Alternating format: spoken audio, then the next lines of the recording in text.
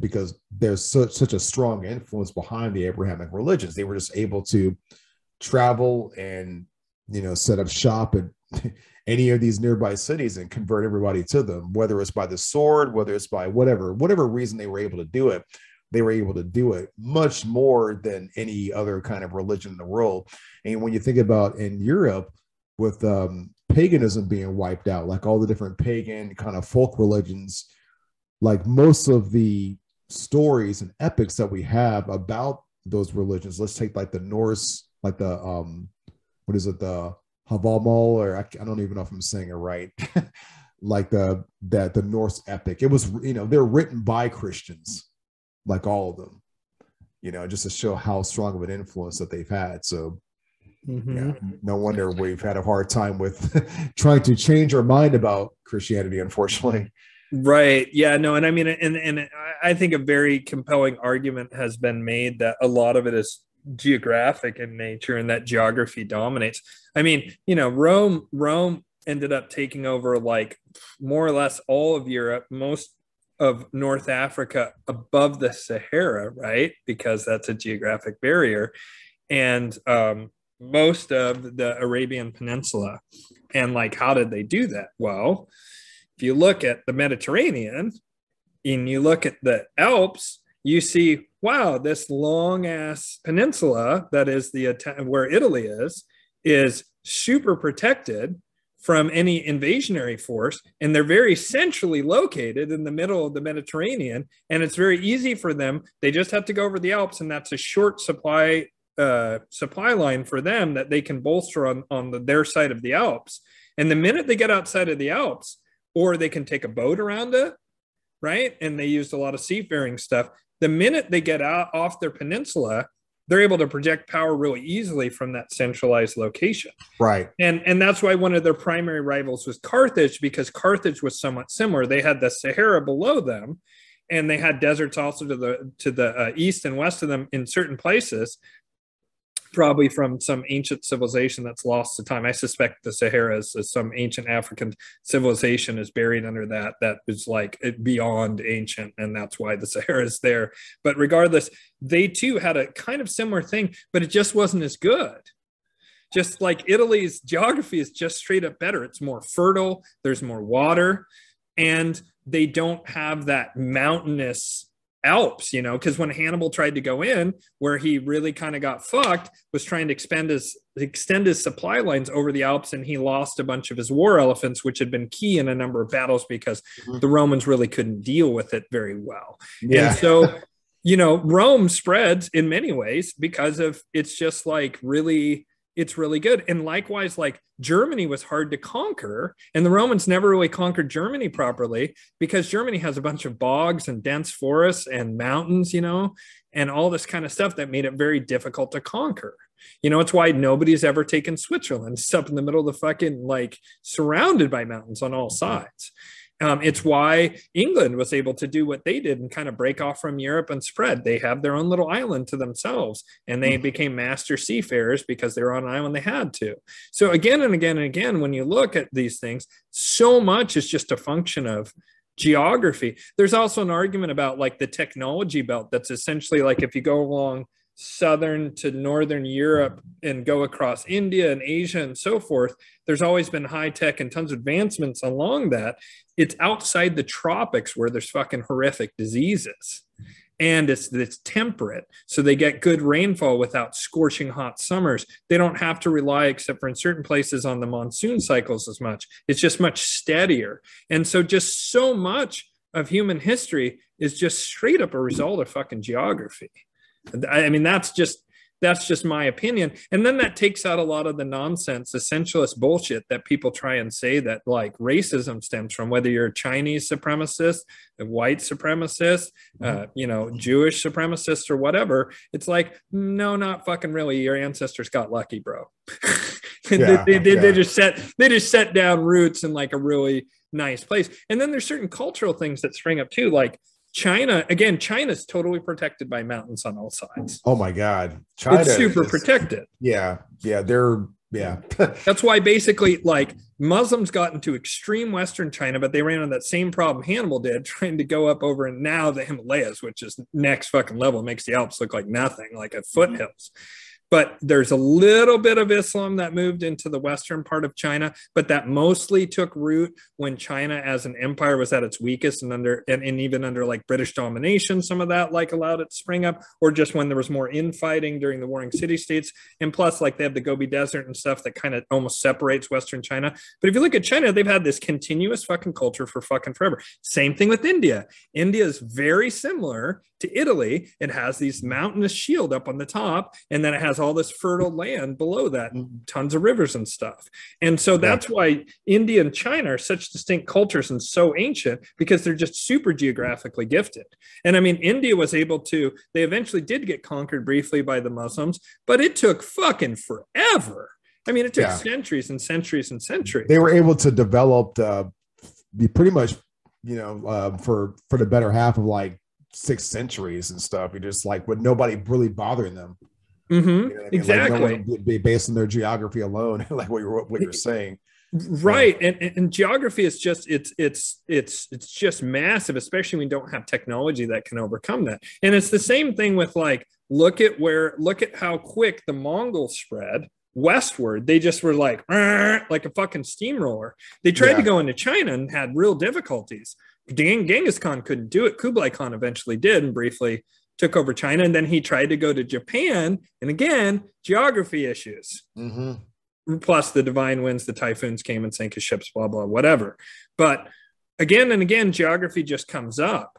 And that's why like a lot of people don't realize that there's more genetic diversity in sub-Saharan Africa for humans than there is in the entire rest of the planet. The other thing is people don't realize how fucking vast Africa is, because we all use the Mercator projection map, which is based on shipping lines. And Africa is just so fucking vast. It's almost impossible to overstate. You can put the US, Russia, China, Europe, and I think like half of South America and still have a little bit of room. I mean, those earlier, I forget which pope it was, but the pope that commissioned like the first maps, so they made Africa so tiny compared to like they made Europe really, really large. They made Greenland super large, tiny. And then but they just wanted to like show where Christianity spread, so they made those areas fucking ginormous.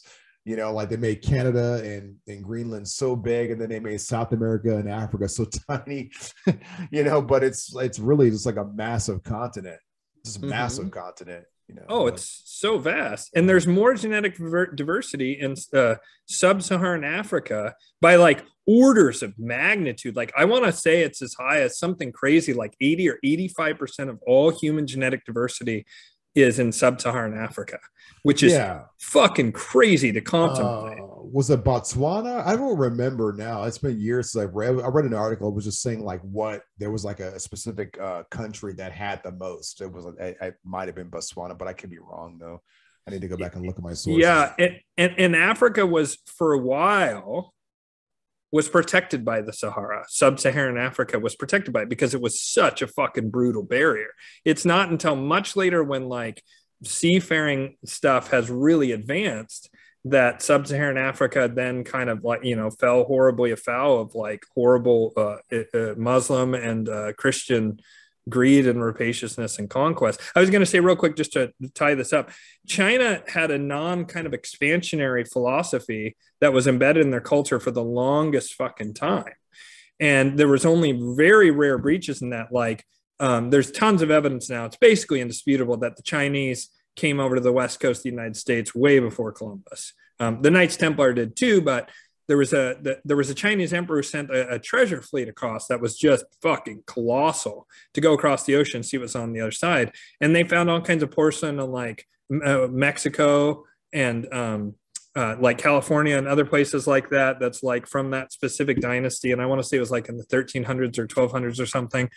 And, but that was like a very rare expansionary event. It only happened a few times in Chinese history because they believed they were a bit supremacist, which so many cultures and religions and philosophies are. And they were like, this is the middle kingdom. It's the most important thing on earth. Nothing else really matters. And that's what's kind of unusual about current China, is they are expansionary for the first time in a long time. Yeah, now they're doing it. Yeah, the Belt and Road and inroads into Africa financially, and South America, same thing. Yeah, Canada. Australia. They're expanding everywhere now. Yep. And so like so sometimes there's cultural stuff, but I would even suggest that a lot of cultural stuff is caused by geography, because you'll notice that the Abrahamic religions all come off the Arabian Peninsula at some point. And there has been, I would argue that the Arabian Peninsula is one of the most consistently war-torn places on earth for thousands of years. And yet we have records, though they're scant, that the Arabian Peninsula used to be super fucking fertile, especially in Iraq, which is now mostly desert. And the reason that happened is like certain kinds of farming practices basically created human-caused deserts. There was probably already some seed deserts there or whatever. That's why I think the Sahara probably has an African civilization under it. But they had a super fertile, but then as things started to desertify, there was less and less fertile land, which became more and more contentious. And so the people fought more. And the people who lived in the deserts had to be hardy and fucking hardcore as fuck to survive. Yeah, they'd be like barbarians, basically. Yeah, people always think that it's, Iraq, it's been that way for thousands of years. And it's like, no, man, we're talking about it was green and black soil meant that it was super fertile. You can grow anything out of it. Yeah. And so I think geography to just a huge degree also informs culture. I think China was insular in part because they were insulated physically from the outside world and came to conclude, I mean, whenever they'd run into people, they would almost always be less advanced. The Chinese were crazy fucking advanced 2,500 years ago. Insanity. Like they invented like a repeating crossbow that like the Europeans didn't invent that for like another 2,000 years, something insane, printing presses, all kinds of shit. So whenever they run into people, they'd be like, oh, they're barbarians and they're unsophisticated. Fuck them. Like, this is all that matters here. And every time we try and go over those mountains, it's a huge pain in the ass and things go wrong. So let's fuck that. This is all that matters. Like everyone else is just trash, barbarians. Like who cares? Yeah. Yeah. And again, I think that that's to some degree a function of that geography.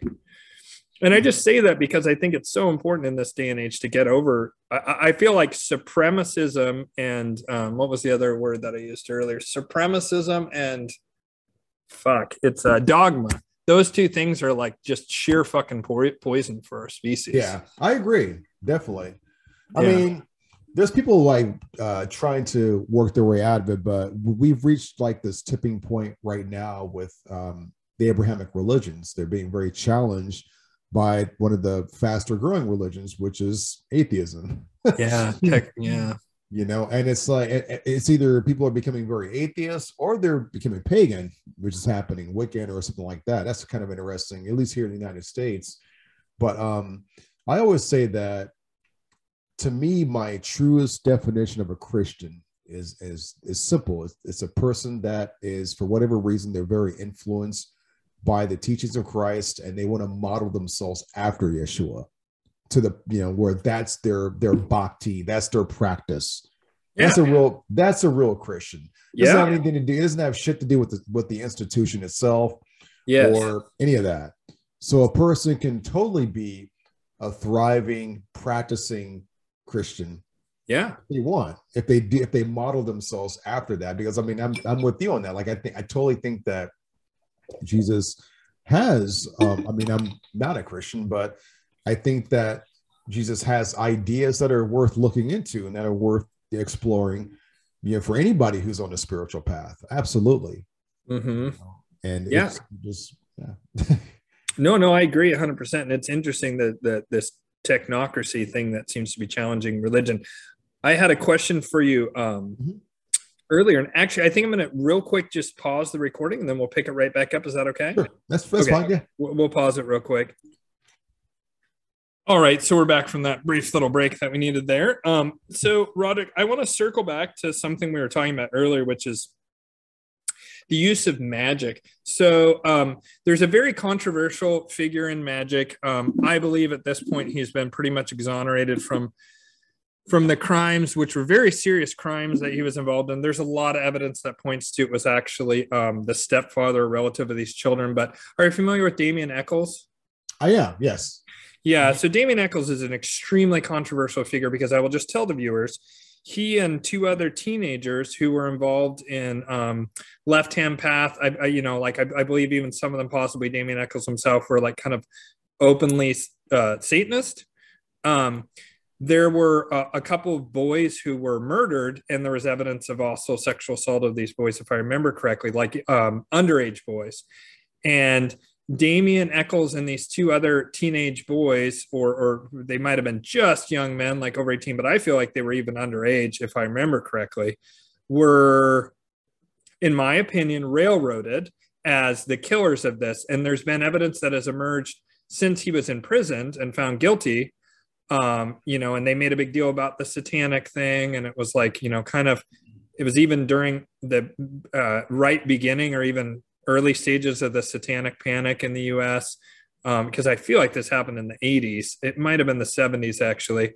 But regardless, there's a lot of evidence now that the stepfather of one of those boys who was murdered was a pedophile and assaulted these children and then murdered them, and then basically took advantage of these misfit teenager kids and pinned it on them, possibly with help from a deputy, or duped a deputy or something like that. You can look it up.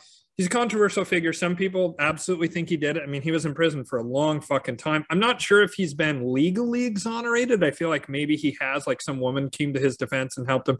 Regardless, he's now out of prison. Mm-hmm. He's in China. He's in China? Wow. Yeah. What the fuck? I follow him on Instagram, and he was showing, he's taking a break off of doing some he teaches magic. He teaches magic classes. Right. So there's a show called Midnight Gospel, funny, another midnight thing, which is this weird Netflix thing. I have mixed feelings about it, to be honest. Especially there's a certain transhumanist kind of thread to it I don't like whatsoever. Metaverse kind of thread to it I don't like whatsoever. Nonetheless, once again, you can always take stuff and just use your discernment and screen stuff out and find value. There's certain things that just don't have any value subjectively to me, but this show does have value. And in particular, there's an interview where they interview Damien Echols and they talk about magic.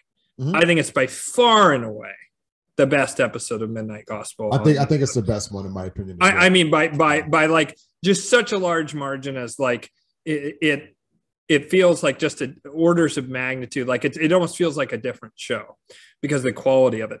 And Damien Echols talks very extensively about magic and magic theory. And he talks about a specific thing that I want to get your opinion on. And that is, he says, and I'm not sure how I feel about this. He contends that what's called, and I'm not super familiar with this is ignorance on my part, and I want to be clear about that. But he contends that the crossing of the abyss, which is in Western ceremonial magic, is the same thing as attaining enlightenment in the East. Intuitively, I do not believe he's correct about that. Okay. But he goes on to say something, and I want your opinion on that here in just a second, but sure. He then goes on to say something that did resonate as true for me, as in that there was definitely something to that. And essentially that a practice that seems to come out of Kemet, Egypt, whatever you want to call it, right? That it's civilization that I believe has roots in the antediluvian Ice Age civilization that Plato called Atlantis, which, like, I don't want to get into like some of the nonsense around Atlantis. I mean, Atlantis is a fascinating, amazing subject, but I believe that the pre-dynastic Egypt, and there's the Khufu building texts that essentially say this, that they're like, were created originally by Atlantis and then very much bolstered by Atlantean refugees. And they even say stuff like the Atlanteans were digging in the plateau there, the Giza plateau, doing archaeology work when they arrived, which that's a bit of a mind fuck, because we're talking like 13,000 BC they were, or 11,000 BC they were doing archaeological work there before they started building the Great Pyramid and so forth. Regardless, He says that this magical practice dates back to Egypt and possibly older, possibly back to Atlantis. And he talks about this thing called the perfecting of the solar body. Now, this had the total ring of truth for me. And I'm not an expert on this, but he essentially said that there's a magical practice wherein you can perfect an aspect of your spirit that would then allow you to reincarnate with much of your knowledge intact. Now, there's another man, and then I want to get all your opinion on all this stuff, and please go deep as you want. There's another man that I respect quite a bit, and I'd love to have on the show someday, who's kind of, he's weird. I can't really tell this guy. He's crazy fucking smart, like insanity next level smart. His name's Cliff High. And he's been interviewed on my very favorite YouTube channel, which everyone should check out, Forum Borealis. I hope to have Al from Forum Borealis someday. I have an inroad with him from Tim Hogan, so maybe that'll happen.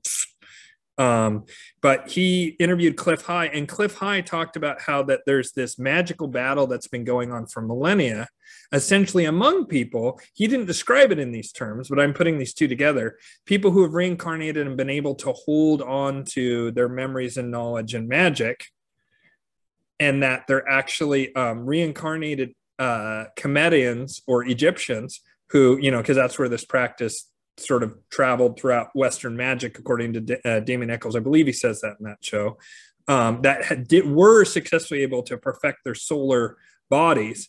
And that because of that doesn't necessarily mean that they're good or bad or whatever. They seem to be kind of could be either. And he specifically mentioned that when President Obama went to Egypt one time, he found a specific Egyptian pharaoh that is like a dead fucking ringer for Obama, to like the nth degree. And Obama said certain things that alluded to that he was that pharaoh reincarnated. And that Cliff High kind of ran with that and said that there's a magical battle, and most of all the elites in the world are people who perfected their solar bodies and then were able to come into this life with all this magical and psychic ability, and that they're warring with one another over dominion of the earth. This is just an interesting theory to me. And they're warring with each other because like nobody's on their level, because they're able to retain from one life to the next this like magical and psychic ability and like whatever other things they develop about themselves. So I realize it's a very long-winded, very broad question. I'm curious about any part of that, the crossing of the abyss, the perfecting the solar body, this reincarnation magical war thing. So Rodrick, turning the mic over to you from a crazy ass question.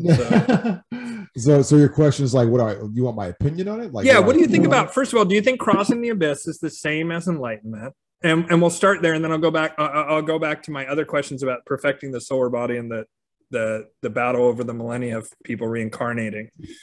Okay, well, the enlightenment thing is kind of a slippery slope because I've seen that episode twice. That the one you're talking about.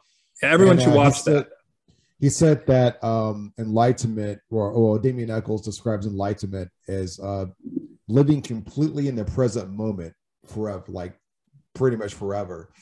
And Damien Echols also has a Zen background as well. I forget who his Roshi was, but he studied Zen Buddhism, and we have a couple of similarities, like Zen Buddhism, and then the AA, and then I don't know what else he kind of went into, and I went into other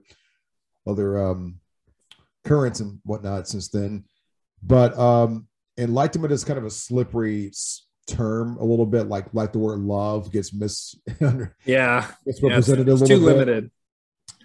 So my definition of crossing the abyss would be, I do believe that it is fully possible to achieve the rainbow body or the solar body and not be enlightened. And the reason I believe that that's possible is because to achieve the solar body, it's tech. You know, if you do the right techniques, the right breathing, the right focus over a period of time, you will build and recognize and grow the solar body. That you can do that. You don't have to be enlightened to do that. You can that's just something that you can do. It's attainable. It's not attainable for everyone, but if you purify yourself, if you purify your body, you know, you decalcify your pineal gland, if you eat healthy, and you, most importantly, you just practice like a motherfucker all the time on it, you can do it. If you're practicing magic on a pretty high level, you have the chance of doing that if that's your aim. But crossing the abyss, meaning like crossing the abyss in terms of the Kabbalah or what I learned out of the llama is right here in the tree of life, right? It's like crossing the off over to Kether, you know. So it's crossing that hidden space in the tree of life. You know what I'm talking about? Maybe some people don't know what I'm talking about. But the Western version of enlightenment, as I was taught, was also what Damien Echols is alluding to, crossing the abyss. I don't know if it's the same thing as the Eastern Enlightenment, though, to be quite honest. I'm not really sure, because in Eastern Enlightenment, I'm going to give two examples that I'm most familiar with, which will be Buddhism and Taoism. I have somewhat of a Hindu knowledge. I've mostly done a lot of book reading over the years about it. I was never initiated under any guru, except for the Maharishi's former secretary taught me meditation. I told you that before already. Oh, wow. Maharishi Mahesh Yogi? Yeah. His personal secretary and personal physician taught me meditation. Like the cities?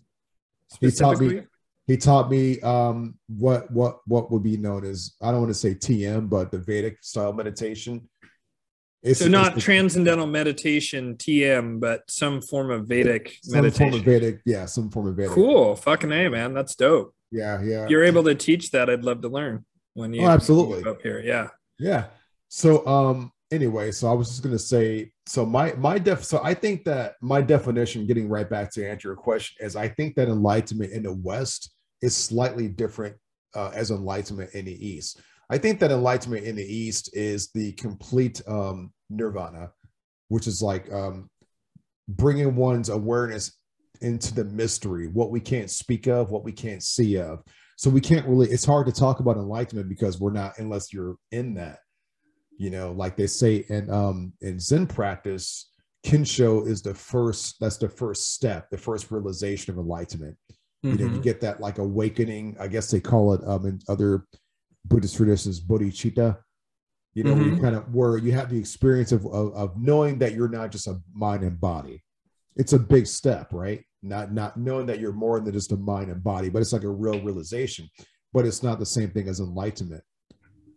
Now, when Damien Echols says that enlightenment is living completely in the present moment for all of eternity, to me, I would register that as knowing oneself as an eternal being, I guess, like that's your immortality. And as I said before, you can build the rainbow body or the solar body and not be enlightened, because it's just the techniques. It's just applying that.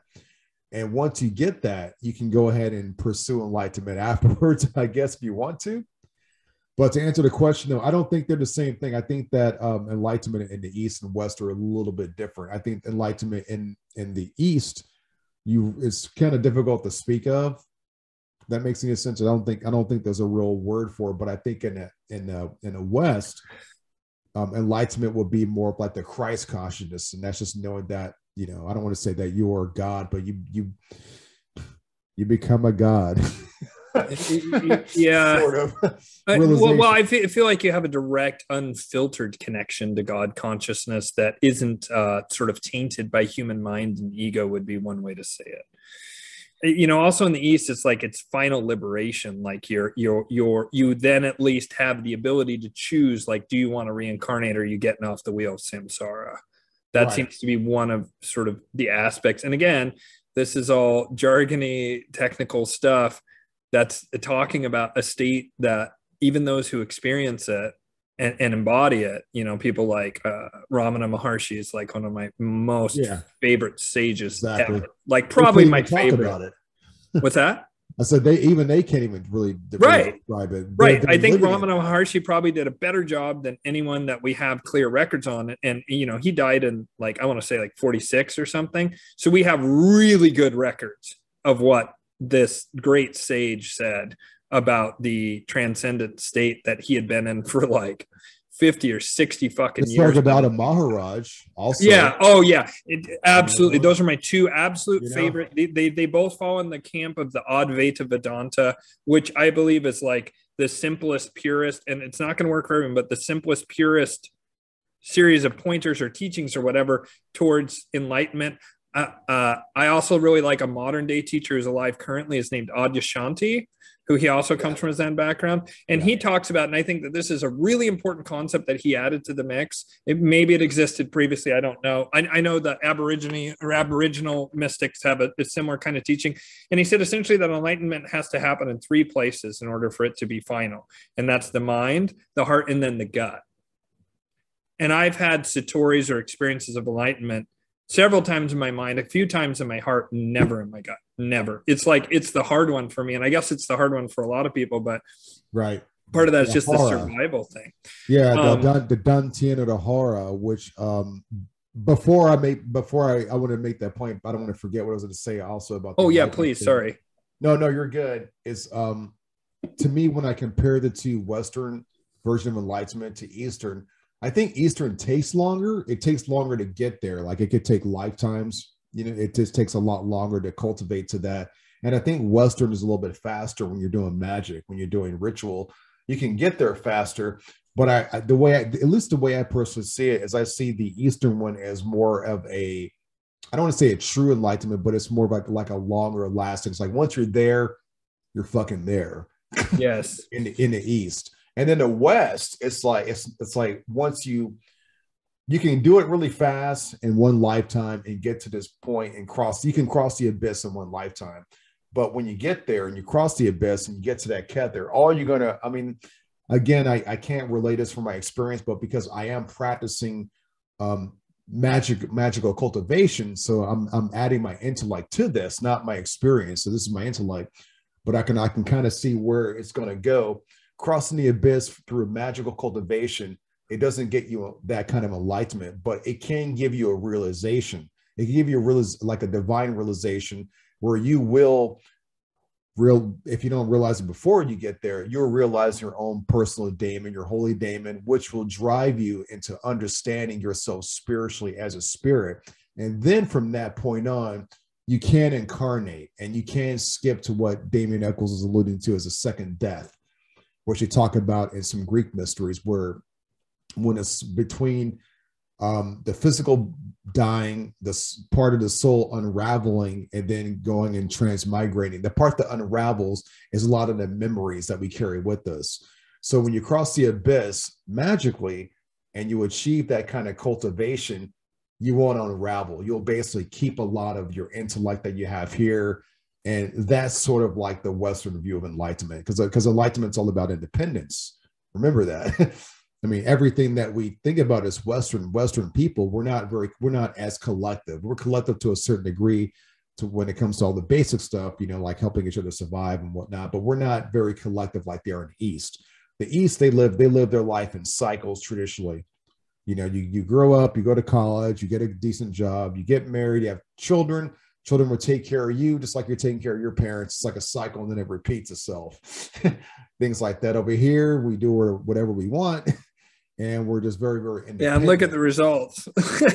The results are all over the place, you know, but that even, to me, that even seeps out into the spiritual cultivation systems, because crossing the abyss is a very, very independent thing, because you can do whatever you want, become a celestial and go wherever you want. You're not really, I mean, some will try to help liberate other beings.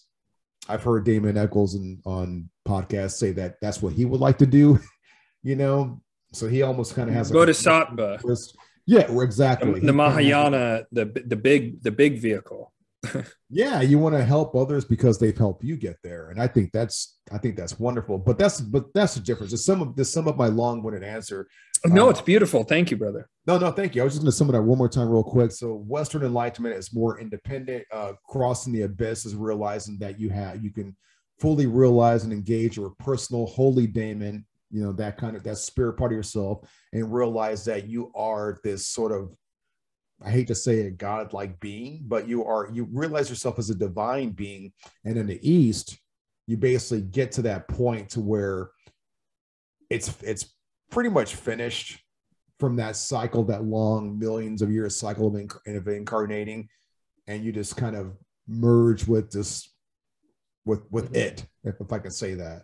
And then whatever else happens after that, because I personally don't believe that enlightenment's the very, very end. I think that once you get there, you can still, there's still always for an eternity going to be more experiences. It's not like you just stop and you know. I've used a metaphor that what it seems to me is like you as a spiritual being that's trying to move towards enlightenment, TM, just because we both admitted it's kind of like a funny term. You know, final liberation, there's different words for it. It's like you're a rocket trying to scrape the gravity well of a planet, and you might go way high up and have this incredible Satori experience. Like I've been blessed to have a number of in my life, and I also did a lot of work to have those. And then it's like, oh, I'm out of juice, but I'm still in the gravity well. And then, you know, having a nasty collapse back in materialism, and your ego comes back and whatever. Adyashanti will talk about an aperture opening, and then it closes back down, but it's a little bit more open now than it was the first time, and it keeps happening over and over, and eventually it just stays open.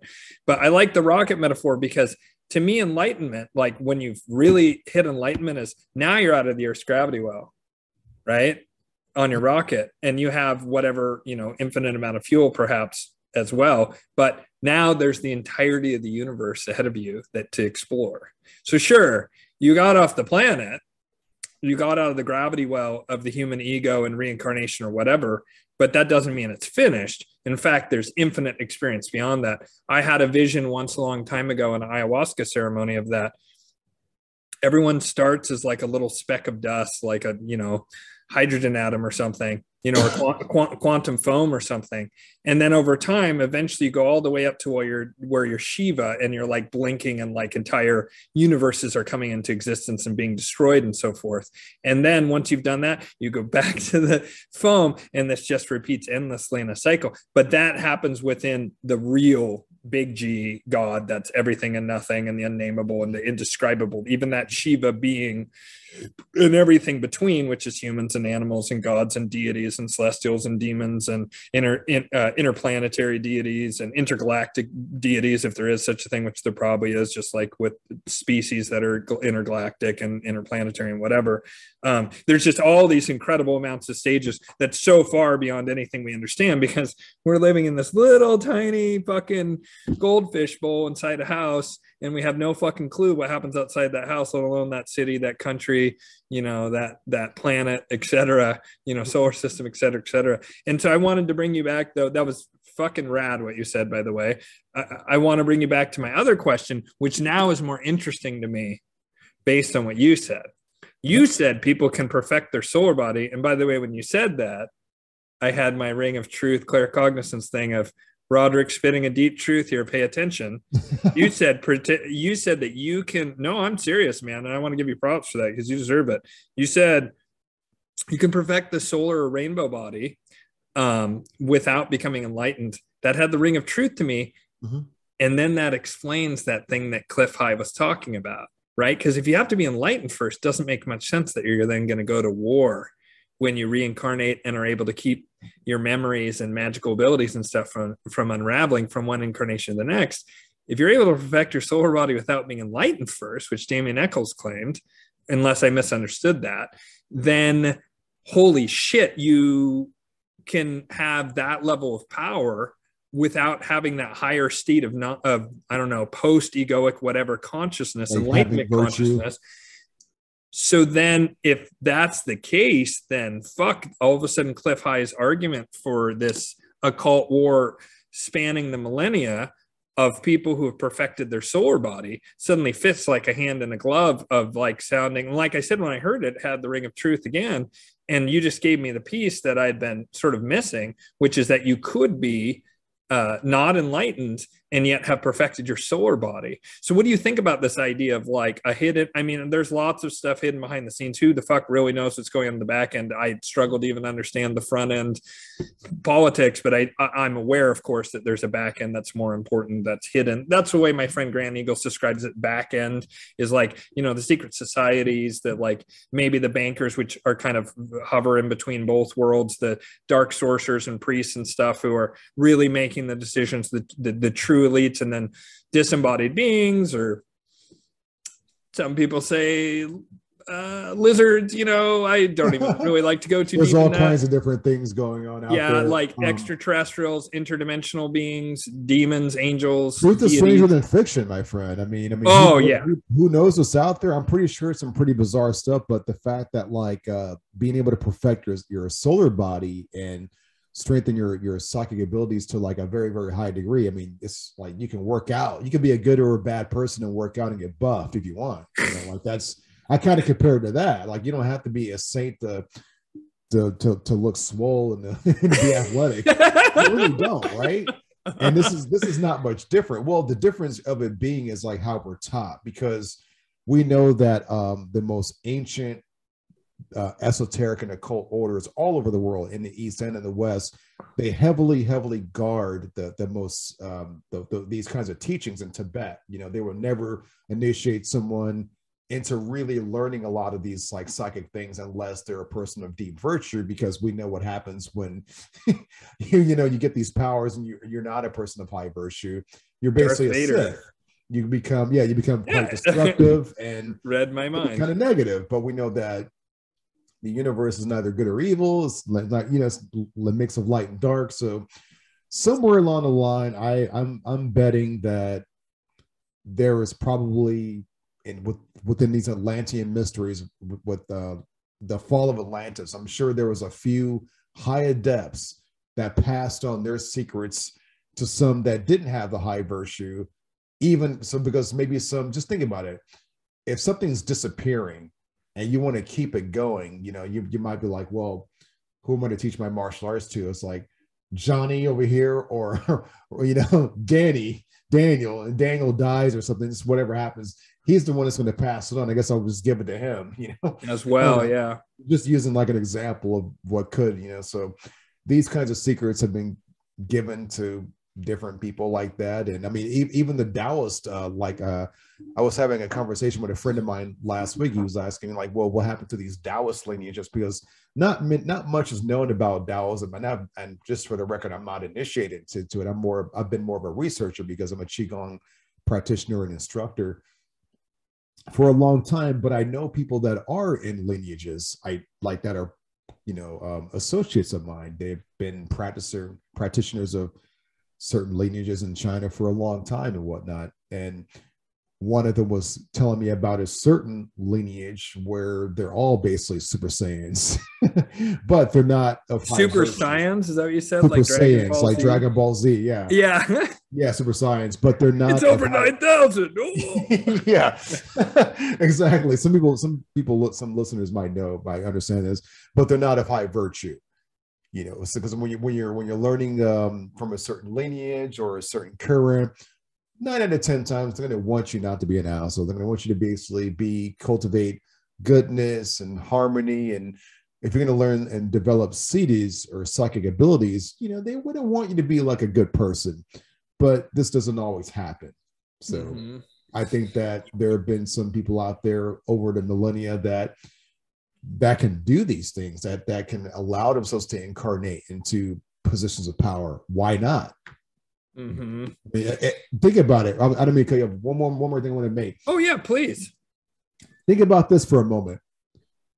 If a person can incarnate as a llama and spread compassion and pass on wonderful teachings and help people, wouldn't you think a malevolent person could do the same thing? I mean, right. if it works clearly great, if it works great over here with the Dalai Lama, wouldn't it work? I mean, can it also work for somebody who's not like that, as like an anti-Dalai Lama? I mean, I would think so.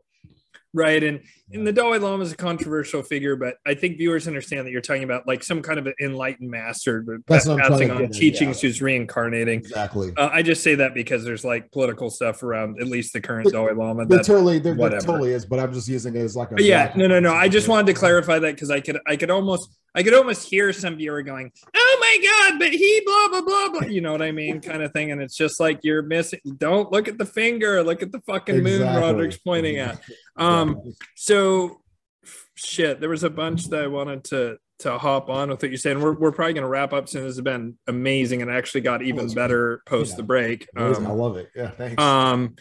So we were talking about reincarnating and dark stuff. I mean, one thing is that, like, you know, they say the one legend or myth or whatever that's passed down is that the Brotherhood of Belial, interestingly enough, helped to bring about the downfall of Atlantis, and kind of appeared once Atlantis was either in the late descending golden age or like right as it shifted into the silver age, and before Atlantis seems to fall in the let's see, what is it? It's not, so it goes Sat, Dwarpa.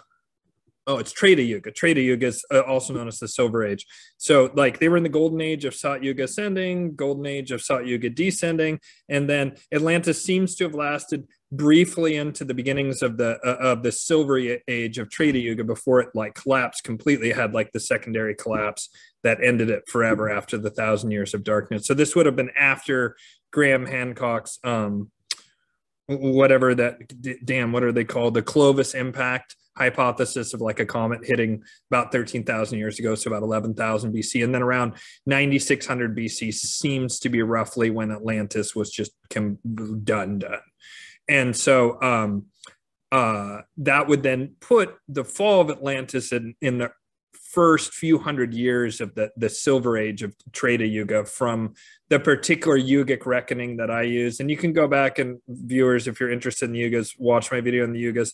And I source this incredible Indian scholar whose name I always forget because he has a complex Indian name, and I'm just bad with names a lot of times. If they're not like John Smith or something that's more culturally familiar to me, I'm bad about it. If it's like a language derived from a foreign language, or I mean a name derived from a foreign language. Anyways, brilliant scholar. All credit to him. He's on Graham Hancock's website. If you type in Graham Hancock Kali Yuga, you'll find it. This guy's a genius. He went through every possible Yuga thing, and he arrived at what I think is the correct conclusion after me spending like over a decade looking for it exhaustively. This guy nails it, in my opinion, and that's from the claircognizance thing. If I could just hear it, and he says, by the way, Kali Yuga ends in 2025. So that Silver Age ending with the Brotherhood of Belial, that points to that.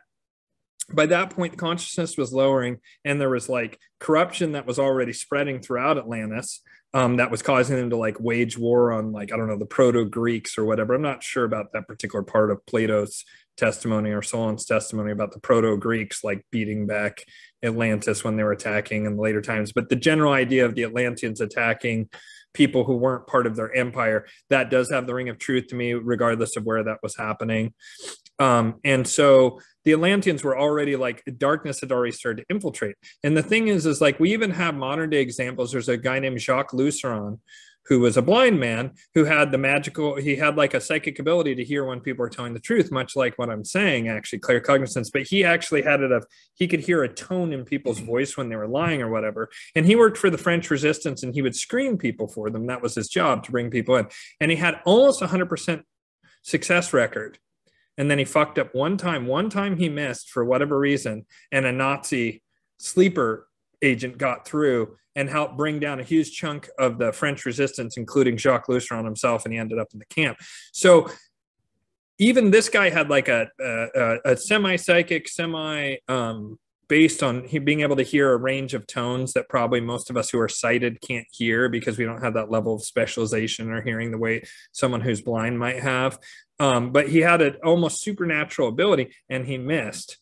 And so it's possible, I also think, that a very clever, very charismatic, very disciplined person who's nasty might perhaps be able to hide that even from like a deep initiate. And all it takes is once. And then they're like, you know, Darth Sidious, Emperor Palpatine, and they start teaching more Sith Lords and dark disciples and start corrupting the order that they're within. And I mean, that's a story as old as time, that there's like this beautiful, whatever kind of organization, and some nasty person manages to get into the top through subterfuge and then brings it down. You know, there's a lot of reports about Masonry in the late 1700s in Scotland. John Robison, Proofs of a Conspiracy, is very interesting read if you're interested in Freemasonry and like how it really radically changed in the late 1700s and early 1800s. And then there's a lot of reports out of Germany, same thing, about like closing down lodges. Master Masons were closing down lodges because they were, some kind of infiltration was going on, which seems to be this and this is contentious, and I know some people think the Bavarian Illuminati are great, and most people think they're evil and use it as a catch-all term, but the actual historical group, the Bavarian Illuminati, was founded by an ex-Jesuit, and I don't really believe in ex-CIA and ex-Jesuits. I kind of think that they are doing consulting or something after the fact, or they're still in the game and hiding that fact. So, you know, he created a Jesuit style structure to where like one guy rules three guys who don't know each other, and then each of those three guys then have their two guys or three guys or whatever that then answer to them. And so it's an old form of compartmentalization, as they call it in modern like security and stuff, and that they seem to infiltrate Freemasonry. And it would make sense because Freemasonry was was very antithetical, regardless of how you feel about it, to the Vatican at that time, and had like tremendous sway. I mean, really the Enlightenment springs from Freemasonry. Even you can argue that the Renaissance springs from proto-Freemasonry and like basically Templar stuff that managed to survive the destruction of the Templar and the Cathars and so forth, and the Albigensian Crusade. So with all that kind of stuff, I mean, like these are modern day examples of like infiltration and destruction via infiltration. I mean, you can even look at like, you know, like there's been political movements like the Black Panthers and the American Indian movement and various different kind of like, whether they're right wing or left wing doesn't matter, you know, and what does that even mean anyway? But like groups that the government didn't like, you know, whether it's anarchists in the 1920s that the FBI infiltrated. You know, infiltration is an old ancient practice since, you know, intelligence type stuff first started to rise, which goes back as far as possible. So I think it's well within their own possibility that you have these beautiful orders that are very careful with it. You just got to fuck up once and then it's out. Like, and then even if you kick that guy out, well, he's got it now, you know? And so like, I think that you should have those kind of safeguards. And I believe that there's mystery schools in particular, which is kind of beyond secret society, much more hidden. There's mystery schools that I believe have been able to maintain more or less purity, and they're deeply underground because we live in Kali Yuga, and the forces of evil, or whatever you want to call it, the dominant powers on earth, you know, which it's just their time in the cycle to be dominant, have gone out of their way to find those groups, take their knowledge and destroy them, you know, and bring it back to the Vatican library, bring it back to whatever private rich guy, billionaire's library, whatever, you know, like they have had to be very careful for a long fucking period of time.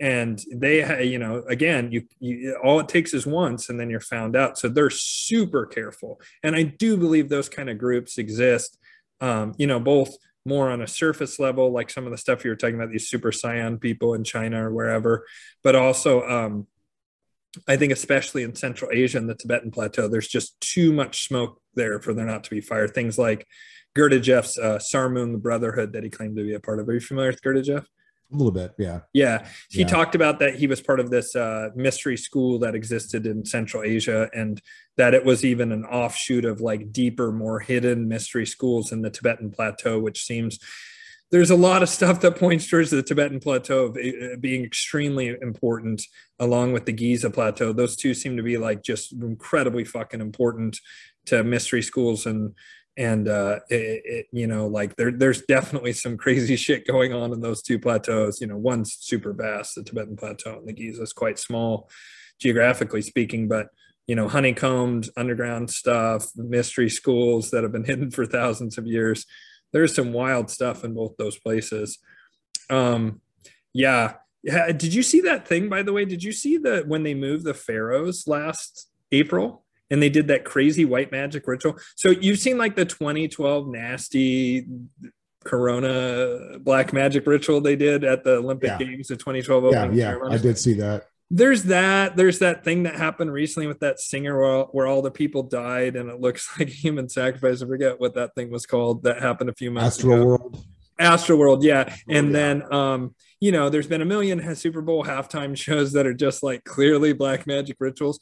Well, this Pharaoh's Golden Parade thing, they moved a bunch of Pharaoh's bodies from where they had been in one museum in Cairo to this other museum, and they did a really intense white magic ritual, which I've never seen before, like this uplifting of humanity thing and all these beautiful children and like they were putting lights on an obelisk, and everything was like white, blue, and gold, which are like Atlantean, and like certain like kind of white magic mystery schools use those colors, and there was like the real empowerment of the feminine in it, all this kind of stuff that runs counter to what we've been living under. And it blew my fucking mind because it happens under a Muslim government that has to be careful. They can't get too occult or esoteric, or else people will frickin', come for them, and there'll be a revolution or whatever. And two, it's so clearly a white magic ritual. You should watch it, the Golden Pharaohs Parade, and I think you'll be like, whoa.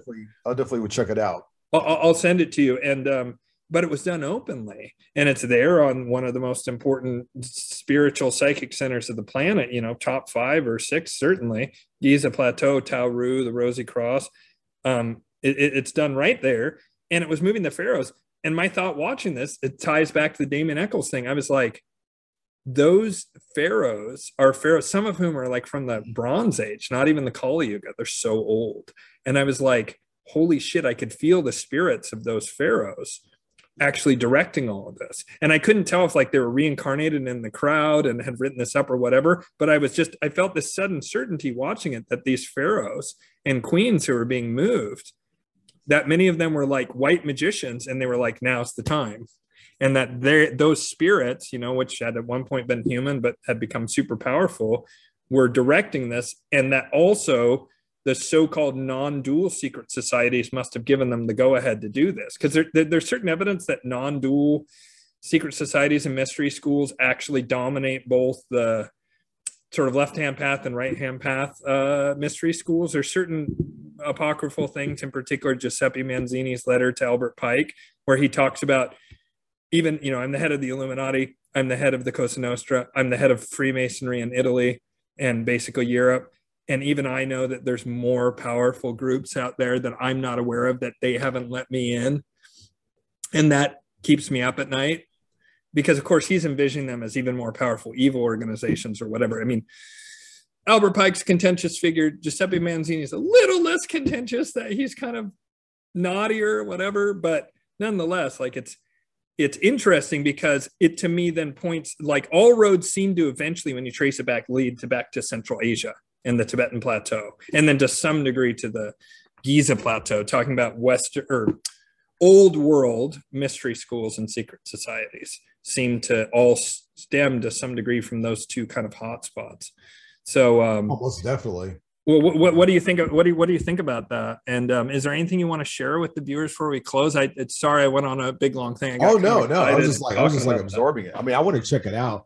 I mean, like my brain gets tickled every time I think about things like that, though, because we're talking about Tibet and the Giza Plateau. There's just so much. I don't want to say evidence, but there's so many things pointing to that. Like, I mean, the possibility of what offshoots that we have for secret societies today. Mm-hmm. I even think that some of the I talked about this before, that going back to Buddhism again, I feel like I've talked about Buddhism quite a bit tonight with you. But as far as like Tibetan Buddhism goes, like, I mean, I think that they are connected to all that stuff too. Some of them, some of the different esoteric practices that they have, like Vajrayana Buddhism. Vajrayana, yeah. Sorry, I can't pronounce it. Yeah, no, you're good. Yeah, because the way they've been like just take the Tibetan Book of Liberation, or Tibetan Book of the Dead, which is called the Barter of Hearing and Liberation. Mm-hmm. It's like a science book when it comes to death and sleep and different states of awareness. That's pretty much what it is. It's like a, I mean, it's credited to Guru Rinpoche or Padmasambhava's writing it, but it's also credited to his protege and then people who came after him, like confirming all of that. Like, yeah, when you have this state of consciousness, this is what happens. You see lights. And when you see lights, your personal demons manifest as Lord Llama or as these desires and whatnot. And I don't know. I mean, that's just one example. But but when you think about it, the most powerful knowledge always has to be contained by somebody. And that goes back to kind of something I was reading last night. I was reading this book called The Enlightened Luciferian. That someone an upcoming guest of my podcast, who was also a past guest, recommended me reading this book. And it's not written as it's not what people would think it is. It's not sitting here saying, yeah, everything's dark, left hand path, motherfucker. It's something like hell. It's nothing like that. It's actually nothing like that at all. I mean, I've only read like the 3 chapters of it, but it's basically saying that, you know, you are this divine essence. But somewhere in the 2nd chapter of the book, he was talking about the whole narrative of the Garden of Eden, just as like a whole narrative of that. And he was summing it up by saying that the demiurge in the garden didn't want humanity to have that knowledge. Knowledge it's a very sacred thing. And he wanted, he wanted so badly to keep the tree of knowledge away from people that once, you know, Adam and Eve got a hold of it, he took it, just took it away. It was like, no, you're not gonna have the tree of life, you're not gonna have the tree of knowledge. I don't know. So I guess my whole point is that's what happens with knowledge. The powerful ones don't want anyone else to have it. They only initiate a few, and then every so often somebody will go in and like give secrets away and have this whole like Promethean kind of consciousness where they just like share it with other people, you know, as a forbidden way. And that's what's happening right now. I think a lot of the fact that we're on the internet openly talking about magic and ritual is, if we had a time machine, it's fucking huge compared to like our ancestors. They would never be able to do this. Yeah. Talking about the golden body and a solar body so openly like this is not like a thing. Oh yeah. There's secrets that are like just almost even common knowledge from people who put any effort in at all that like would have gotten you killed if you revealed them to people like 50 years ago. You know, like I think in the 60s, you could still get killed for spilling certain secret society secrets, depending on the secret society. Certainly in the 50s or 40s or 30s or going back a couple hundred years is like you'd get killed. They would find out that you were talking about this. I believe it. They fucking kill you. I believe it. Yeah, they make it look like an accident. Oh, right. Actually, or maybe not. They might just like openly like make it send a message too. You know what I mean? They would kill you in a way, and this still happens to this day. They kill you in a way that sends a message to other members of that group. That's why such an incredible amount of people who talk about the Malachian stuff, which is to say the child assault blackmail network, a huge amount of them all end up strangled in some way. Epstein, there's a lot of evidence that David Carradine, and more is going to happen. Right? Yeah, more is going to happen. Ghislaine Maxwell and what's his name, Prince Andrew, both looking a little. I wouldn't want to be a life insurance provider for either of those people right now, unless you have a clause about murder and or suicide in there, because I don't think they're going to be with us long, either one of them. Yeah, we're going to hear Andrew about. Andrew is looking like they're setting the table for him to off himself. We're going to hear about some more in the future. I really strongly feel that there's going to be some more like untimely deaths coming up. Like, and it's going to be, and I can almost guarantee it's going to be some sort of asphyxiation, strangulation thing, because wild. But that's how they clearly send a message with this particular technique. Because also, like, what's his name? The chef was trying to talk about certain things. He died of choking himself out. The Lincoln Park guy, I can't remember. What was that guy's name? Right? Anthony Bourdain, yeah. Isn't that wild? Yeah. The evidence is a little scant on that. David Spade's sister, or whatever the woman, what's her name, Spade, who was in high fashion, she was starting to say some stuff there's rumors of, and then she died of, hung herself or whatever. And then, let's see, what are the other ones? Chris Cornell, right? Yeah. And then that one guy who was super outspoken and actually named some names, he too like hung himself from an freeway overpass or some shit. Yeah. What was that guy's name? I can't remember. But like it's clear to me that it's the mafia would do that. It would kill people in a way that was cloaked that it was a murder. But if you were a mafia person, there would be certain things that would that the mafia would be sure the media put in their report, using someone who is a mafia affiliated media person, that lets you fucking know the mafia killed that guy because he didn't shut the fuck up, and he was going to testify against the Don. And that's what happens when you try and testify against the Don, kind of thing. Yeah. This Ghislaine Maxwell case is really interesting because I'm sitting here. I was watching it, and well, not watching the case, but watching some reports, the reports about the whole, guilty of like almost everything on there. And I'm going, somebody's going to be whacked here pretty soon. Someone that's not her. I mean, I think she was like an Illuminati pawn. She's a woman. She was very close to Epstein, so she's the easy sacrifice. But the thing is, like, that black book has so many names, big names on it.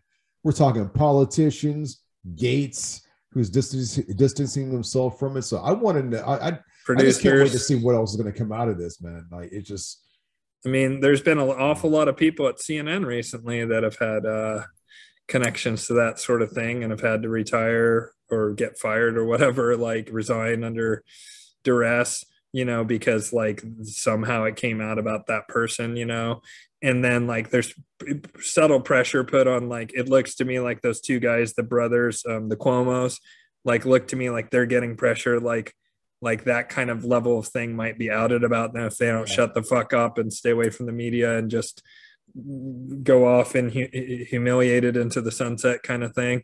I mean, it's wild when you start to drill down on that kind of stuff. And it really seems to be the sinew that keeps much of the Western global order going. And I'm talking, when I say Western, I mean everything from the Arabian Peninsula, Europe, America, Canada, Australia, New Zealand.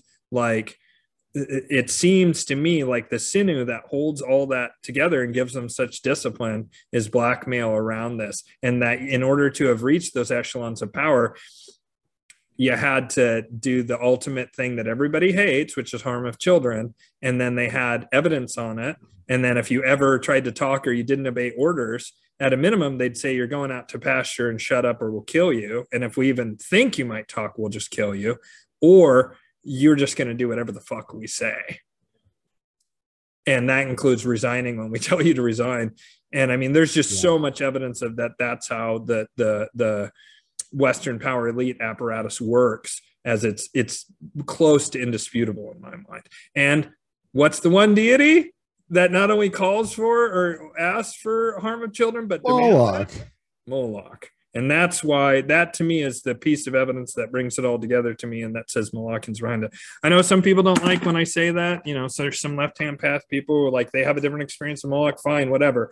Even Moloch, as much as like my least favorite like spirit, hands down, easily by light years, has a purpose in the evolution of humanity's spirituality.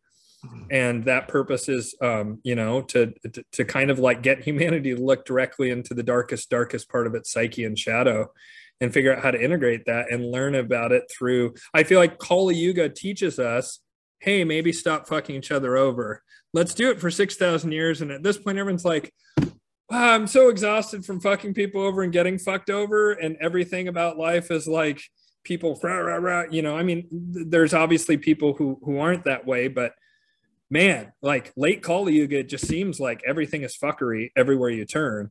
And that like people are so wounded and hurt on an individual level that unless they've done a lot of their own shadow work, and I think there do exist a lot of people now are trying to like move beyond this, that, it just seems like almost everyone is like the walking wounded and like dealing with all this pain of like having incarnated here the past 6,000 years and just like the genocide, the wars, the slavery, all the fuckery that's happened the past 6,000 years. And it's all kind of coming to a head right now in a karmic way. And we're really having to face like, what have we fucking done? What have we fucking done? And that it seems like that looking into the abyss of what we've done during this period of low consciousness is actually what's going to give us the spiritual material, like fuel, to transmute that and then start rocketing upwards in consciousness. That's what I believe. That said, I don't like these fuckers. I don't like what they do. I don't like what they stand for. I like nothing about it. And that's just my personal thing and whatever. But I'm pretty pretty hyper opposed to that sort of thing, to put it mildly. So I think most everyone is, which is exactly why they use it. It's a near universal in humanity. You don't harm kids in that way. It's a near universal. It's become much more popular and mainstreamed again by these same forces, but I still think it's a vanishingly small minority of humans who truly think there's anything fucking okay about harming kids in that way.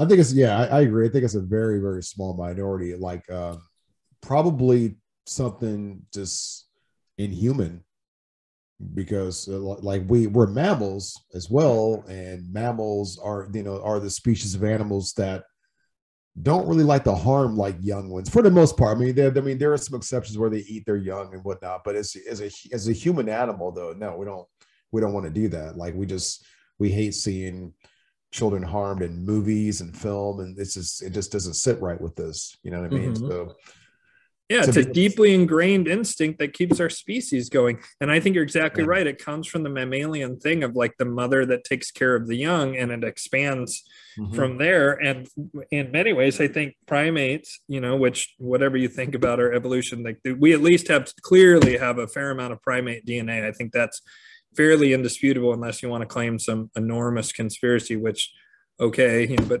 I don't think that everything is a conspiracy. There's plenty of there. And I think that it's pretty clear to me when you look at, especially, I find gorillas to be more demonstrative of this than chimpanzees, even though we're more genetically related to chimpanzees. When you look at a gorilla's face, they look like humans, man. Look in their eyes, the intelligence. There's like so much going on there. I mean, I feel that way about most animals, most mammals especially, but even a lot of birds. Like there's a lot going on, like parrots and whatever. And then, it's very alien, but a lot of the cephalopods and stuff. So humans seem to be like have some primate material somehow, some way, whether it was combined by aliens or blah, blah, whatever. In ancient times, I don't give a shit, or Darwinian theory, it doesn't matter. Clearly, we have a lot of commonalities, and primates by and large are hyper protective of their young. Unless it's like there's a new silverback gorilla in town and he wants to, crack the necks of the babies that he knows aren't his.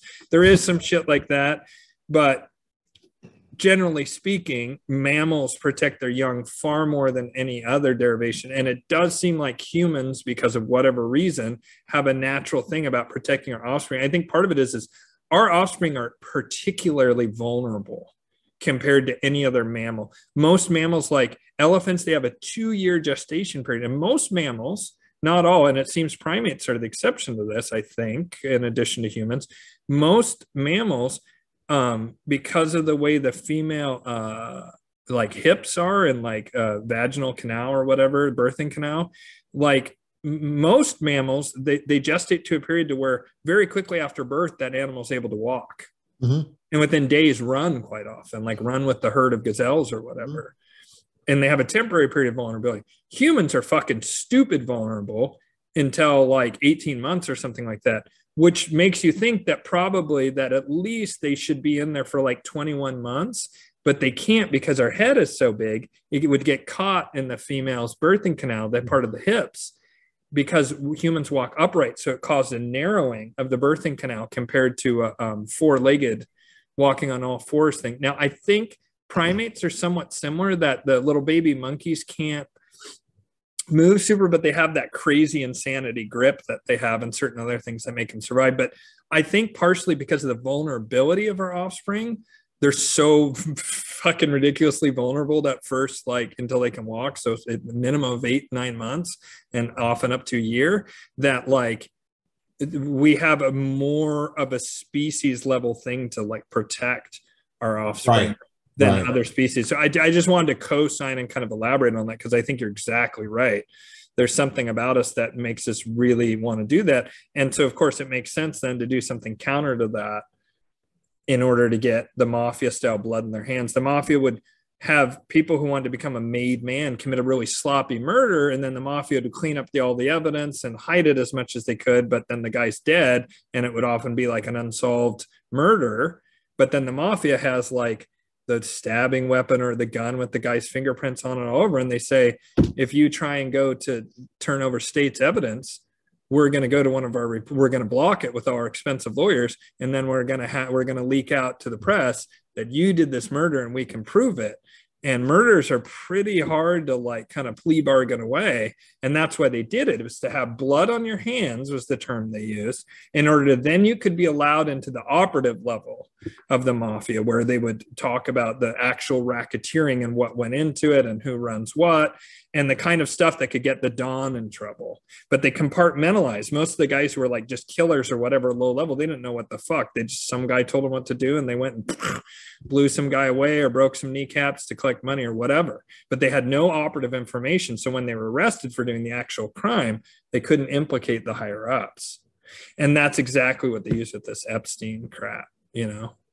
So yeah, man. So I want to end on a positive note because that's pretty dark shit.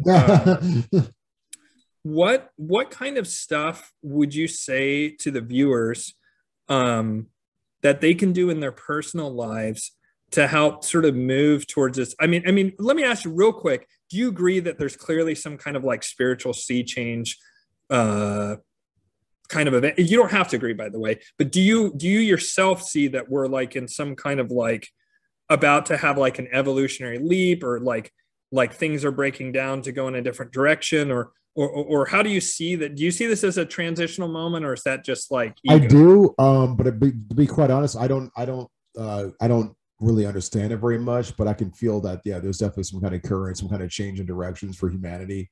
I don't know what to call it. I mean, loosely naming it the age of Prometheus, but that's because it sounds kind of cool to say it that way. But yeah, there is definitely some kind of change. There's a lot of information going about. People are waking up. But when I say people are waking up, people are finding their own human potential. People are discovering long lost secrets, things that were once taboo are becoming more commonplace. So yeah, there's a lot of changes going on out there. Do you think, let me rephrase it, because I mean, I think all the change is indisputable. Do you think it's possible? Well, first, would you agree that things have been pretty dark for some millennia now? Like according to our records, that it's kind of been like, seems like a low ebb in human consciousness. I'd say so. Yeah. I mean, we definitely have not been in nowhere near a golden age for a long time. And so then let me ask you, do you think it's possible that this general framework that I describe of that we're about to go through a phase shift into like a more spiritual consciousness? Is that your feeling? I mean, it's okay if you don't feel that way. Like if you feel like, well, it could go that way, but we might also be fucked, you know, Great Reset, Davos, blah, blah, blah. I mean, I think that's a totally valid opinion. I'm just curious because my follow-up final question, I'm going to sort of tailor it to your response here. Yeah, I definitely, I try to be more of an optimist. I know there's been moments where I've been, and well, there are reasons why. Let me clarify that first. The reasons why I try to be an optimist, because I see that as being more productive than to not be an optimist. It's right. A complete nihilist when it comes to seeing how humanity's fucking each other all the time. It's just not. It's not productive. It just doesn't get anything accomplished. Yeah. So yes, I do see it going into a more positive direction. Now, how long it will take, I don't know. I think things may get, or probably will get, darker from here on out for a while before it gets better. That's how I see it. When I do the math and I see things like metaverse and I see the way the political fuckery that's going on out there, when I see things like that, I clearly can just see that humanity, because I look at the world as being a benevolent place. The world is a benevolent, sentient being, and I say this all the time in private to my friends and associates. I say the earth is, it's not that the earth is bad. The earth is good. The universe is good. It's just humans are fucked up. That's how I see it. No, not all humans, but I just think that we've taken a lot of sacred knowledge, and we've accumulated a lot of knowledge, and we've just used a lot of potential to sort of have this imbalance of power. Now, with that, I also see the good in it. Now, what I see good is I see people like yourself with these platforms doing wonderful things and passing information and teaching others and living by example. I'm seeing a lot of that. And when I do my platform, I'm talking to people about it. I'm seeing it all the time. So, and I'm hearing about it as well. So I think that slowly but surely these powers that be are losing their grip little by little. and that a part of them have already realized that they've lost. So they're bringing out the final weapons because they know that they're fucked eventually. They know that there's only so long they can go with this. There's only so long that they can keep dividing people into political parties and races and all that kind of. They know that, you know, we've had the same old song going on for centuries, and we can't really get it because people are catching on to the fact that this is BS. You know, I mean, and it's becoming more and more common. So that gives us lots of hope. That's one of the reasons why I'm optimistic about it, because lots of people are waking up going, this is bullshit. Whether they're waking up knowing it on like a more scientific, rational level, which a lot of them are being at least a little bit open to spirituality in some ways, or if they're just going, you know, I was a Presbyterian for 20, 30 years, and that's an institution that's no longer useful for me. So now I'm just open more spiritually, and then they're discovering everything that you and I are talking about, that we've been talking about for the past couple of hours now, you know. So yeah, I definitely see a change happening, and the change that's going on is that the capstone of the pyramid, the people that are running that, they're losing their grip. There's only so much that they can do. They still have some power left. Quite a lot, in fact. They yes. do. But it's waning. I will admit they do. But as you go down on the pyramid to where we are, because we're at the bottom, the word's spreading around down here about what's going on up there. And what, you know, when you have people like Edward Snowden blowing whistles, and you know, people like in high positions of power blowing whistles, I mean, like this Epstein sex trafficking debacle, when you have all the Me Too stuff, the Weinsteins, I mean, these are just little examples of these big power structures that know they can't stand forever. They can't, you know. Once they get the mind, they can get the soul, and then they've won. But the thing is, people are defending their minds now in order to protect their souls. So that's when they don't have all the power. Yeah. So that's a beautiful answer. And so then I want to have your final thoughts on this. And that is, what would you say to our viewers about how they can navigate and empower themselves with the backdrop of what you just said?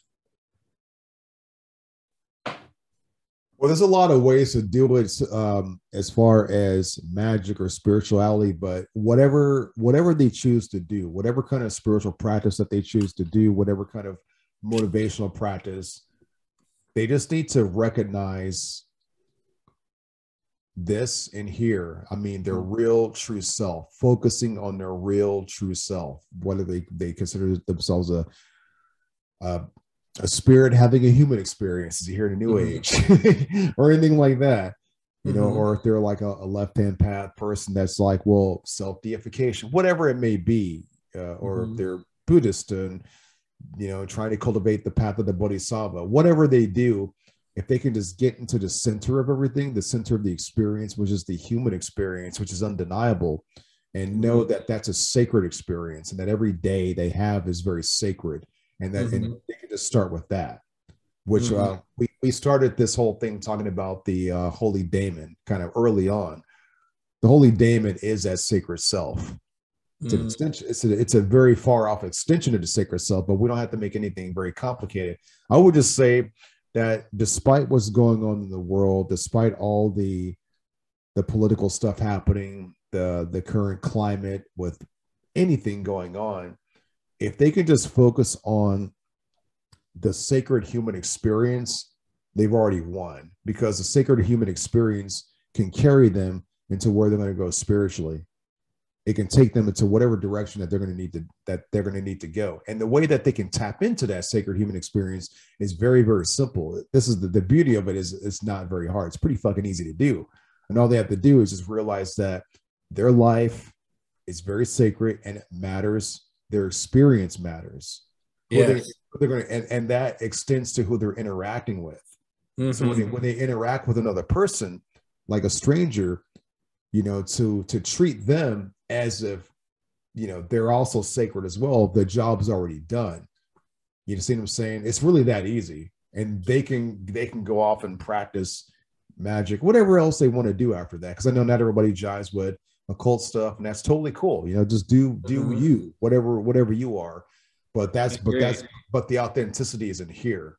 You know, like yes, I just call it the sacred human experience. That's really I think that's absolutely beautiful, you know, and I think that yeah, really, if you're Christian, Muslim, Jewish, Hindu, pagan, left-hand path, right-hand path, yeah. practicing magician, not just diving deeply into your spiritual nature is it. I really believe that'll put you in a state of grace that makes your ability to navigate what's happening and what's coming, especially, it increases your chances more than anything else. I think if you're a hyper materialist and you have a bunker and 10,000 rounds and 5 years of food, something's going to go wrong more likely than someone who might even be stuck in the city and not have that much money, but they're really in tune with their spirit and with the Tao. I'd even go so far as to say, which is the present moment flowing with experience. If you can get in that flow state, sometimes it's called in modern times, you're going to be able to navigate insane situations, even if like your material resources aren't there. And I really believe that material experience is an emanation and comes from higher spiritual realms that are unmanifest physically, and that spirits, including our own spirit and like our holy guardian angel, whatever, are what really guides the unfoldment of the material world. And I believe that that's also why the current power structures are dissolving. They're trying to reconstitute themselves, this great reset. And my one friend talks about New Babylon versus New Jerusalem, are two different competing elite models that are both pretty bad for us regular people, to put it mildly. You know, and there's probably more than that, you know. I believe that the reason that they're losing their grip or whatever is something has fundamentally shifted in the spiritual realms. And I can tell you, as someone who works in the astral realms as a magician stuff, I can't go into it too much because it's personal gnosis that I'm literally not allowed to share. The angels involved, I'm not allowed to share this stuff, but I can say things are shifting rapidly in the astral realms, in my personal experience, and that's all I can offer, in a positive direction. There is a lot of chaos now because these same, you know, elites we've been denigrating with good reason, they created a very almost, you know, ossified at this point, but they created a very efficient structure that was global in nature, a container in which we've all existed, you know, unless you're super rural or whatever, you're like somehow you're in the Amazon and you're on YouTube for the first time and you clicked on my channel or something, you know, and you somehow speak English. I don't know. You know, unless you're like a indigenous person who's tribal in nature, who's managed to stay outside of civilization, or perhaps like you're a farmer or herder way the fuck out in the peripheries of civilization, like you've been within the globalist container. And the thing is like we take it for granted, the positives of it, and a lot of times focus on the negatives, and there really are both. And when that structure unravels, like we're going to have to do a lot of work. And that when that unraveling occurs, which seems to be coming from the spiritual level to me, you know, like being in that flow state will be the most valuable asset you can have. I just want to say it. Rodrick has absolutely nailed it. I loved his explanation for like this phase shift that we're in and his view on it. And I especially love like what he's offering to you, the viewer. If you really take on board what Rodrick's saying here and embody that and do the work and just do the fucking work, right? Like work on your shadow, get in touch with yourself, you know, love yourself. I mean, really love yourself enough to really figure out who the fuck and what the fuck you are, because you're not just a piece of meat moving around animal. You're not. And you can discover that in your own personal experience, but you have to experience it yourself. No amount of people going blah blah blah spiritual realm blah blah blah love and light or everything's darkness and dark spirits. No amount of people talking about it is going to mean jack shit to you if you don't actually do it yourself. Exactly. Yeah. Exactly. And so, Rodrick, do you have any final thought before we sign off here? Real quick, this is Rodrick, and he has the Far Side of Midnight Spotify podcast. I got it right twice. Yeah, you did, yeah. I kept wanting to say the other blah, blah, blah midnight podcast, and I was like, no, Ian, you're not going to fuck this up this time. You did good. But Rodrick's podcast is amazing. I've been lucky enough to be guest a couple of times. My awesome, amazing, soon-to-be ex-wife, Anna Menora, has been on there a number of times. I think he's had on, all kinds of great people. I need to go back and listen to more of Rodrick's podcast because everyone I've heard has been stellar. He has great guests, and he's an interviewer. I have conversations. Rodrick knows how to interview and get the fuck out of his guest way. I just have fun with it, So yeah, it's been an honor. I mean, I don't really have much to say except for just like, it's been an honor just meeting you through Anima and becoming a good friend of yours. It's been really great. It's been a gift, and being on here on your platform and having this great conversation. And if anybody just wants to hear some of my occult or esoteric ramblings interviewing people, check out The Far Side at Midnight. It's a podcast on Spotify. I'm actually on a few other platforms, but that's my main one. The flagship. My flagship is definitely Spotify, but I'm on Breaker. I'm on Apple. I'm soon to be on another platform called Breacher. Oh man, I wasn't prepared for this. It's like a new one someone else introduced me to. Spreaker, like speaker with an R. Yeah, I want to be on that one pretty soon. I need to start diversifying because SoundCloud I'm going to be on. Spirits told me that Facebook is very close to done, which I think Meta is that. They also told me that YouTube will last a while longer, but then it's going to be gone. And right now I'm like all in on YouTube, and I'm like, I need to diversify. Thing is like most of the YouTube alternatives, like they're really fucking partisan. You know what I mean? Like they're really like a specific slice of people, and they kind of like generally mirror each other, the viewpoints throughout. I don't like that. I mean, that's one thing I do like about YouTube is there's a diversity. Yes, certain things are being heavily like old school KGB style Politburo censored, but there still is a real diversity of stuff. Whereas like BitChute, for example, I think is a great platform. There's a lot of good information, especially certain political information, meaning around the big thing that's happening globally. But when it comes to spiritual things, it's pretty much a Christian platform, almost, in my experience. And like Rumble is even more so. And so like I'm really like hoping that I can find some kind of thing. And I think I'm going to actually take a page from your book and go on Spotify because they seem pretty good about not censoring. And a lot of my stuff, I think, like, what's the visual here? It's two guys waving their hands around, and that's what I like about podcasting. Honestly, it still has more of a Wild West feel to it.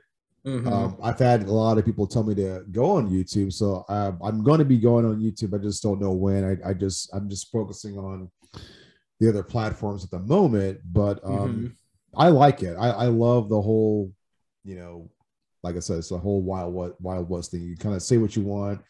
There's some very, very ballsy podcasters saying whatever they want out there, that stuff that will never fly on YouTube. I think I would like that additional freedom too. Sorry, go ahead.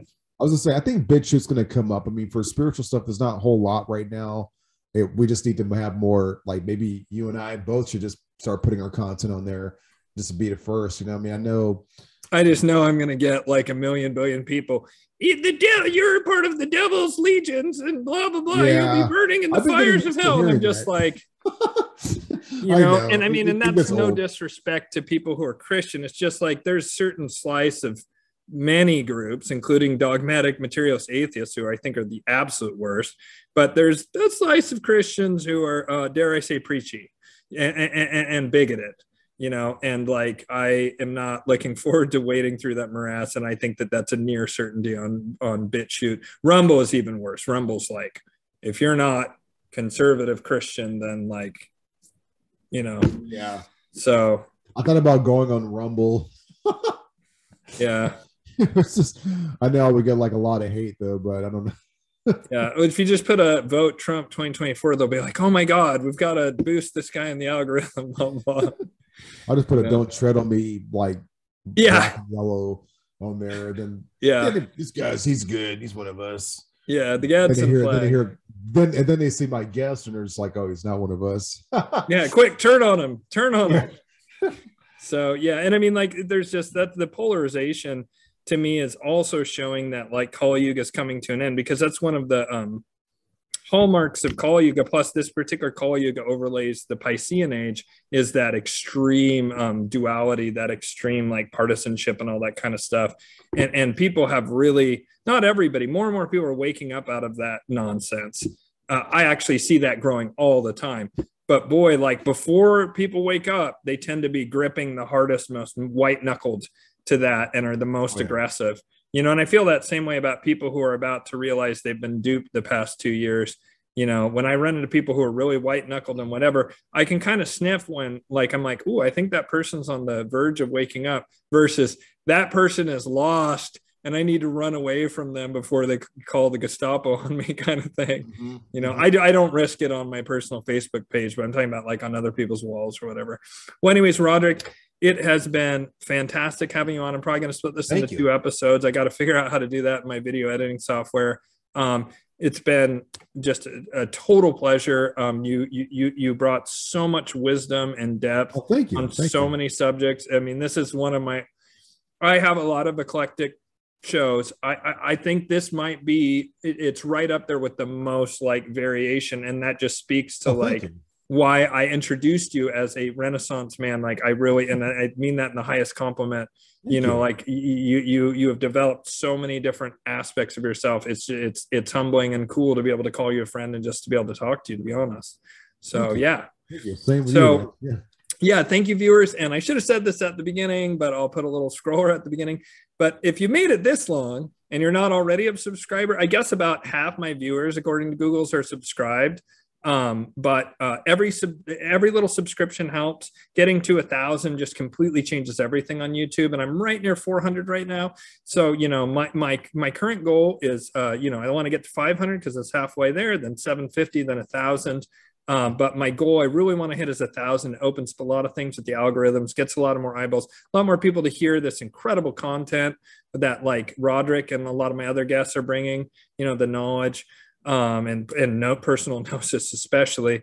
And, you know, if you haven't already subscribed, please do subscribe and go ahead and hit the like too. That helps as well. And please comment down below and tell me what you think. And, you know, I'm going to have Rodrick on again, absolutely for sure, without a question. And so if you have like follow-up questions you want me to ask Rodrick, like I will definitely do that. I might even, like, if I see one, I might even get him to come on YouTube and comment, or we'll see, but I'll at least save it for a future podcast or a future, show in order to ask Rodrick those questions. So yeah, subscribe especially, but also like and comment is huge for the algorithm. We're just living in an algorithms world. It's an algorithms world. It is, man. To misquote James Brown, but it is an algorithms world at this point, guys. So anyways, thank you so much, Rodrick. Fantastic. Thank you, man. And yeah, thank you, viewers, and catch you next time. All right, bye.